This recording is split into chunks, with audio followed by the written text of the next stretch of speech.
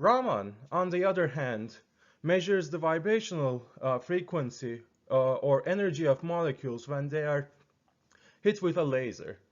This resembles a tuning fork for molecules.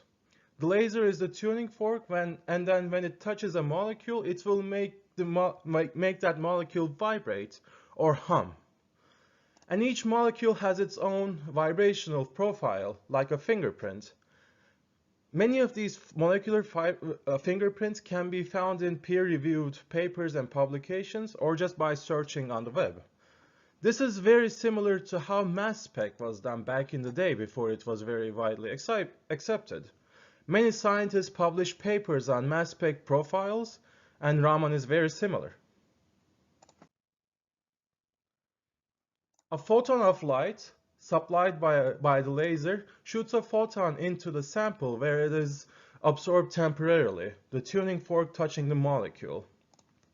The laser intensity is plotted on the y-axis, and the molecular energy states are plotted on the x-axis as V.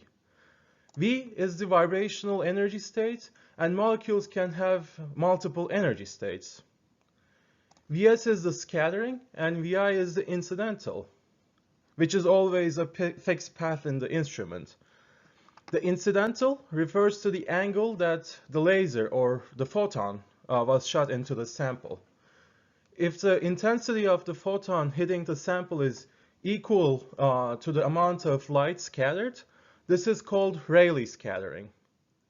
The elastic scattering of the photons or the Rayleigh scattering accounts for the majority of the scattering.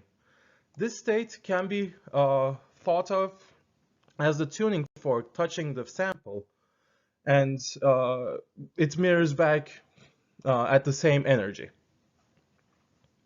So let's talk about the three scattering profiles of Raman and the basics on how Raman spectroscopy works. There are three things that can happen in Raman.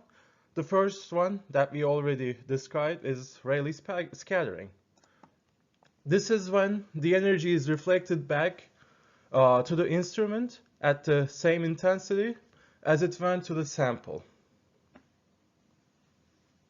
Therefore, Vs equals Vi. Raman spectroscopy, on the other hand, measures the tiny proportion of the photons that are scattered inelastically. The vibrational state of a molecule can be excited to an energy level above the ground state by a photon that loses energy during the Stokes scattering event. The second thing that can happen is when the photon hits the sample and we move the vibrational energy state from V0 to V1. So we have touched the tuning fork to the molecule, and now it is vibrating at a slightly higher energy state from the original ground state. So this is called the Stokes line, where the amount of measured vibrational energy is less than the amount of energy that went into the sample. So Vs is less than Vi. And the third profile is the anti-Stokes line. In this case, the sample is already in an excited state. For example, the sample could be heated and the molecules are already in an excited state. But this time the light is scattered with more intensity once the sample has reached the ground state. In this case, Vs is greater than Vi. The photon that scatters can gain energy from the drop of the vibrational state of the molecule, which is called anti-Stokes line. These two scattering events are the core of Raman spectroscopy, but typically Stokes scattering is used.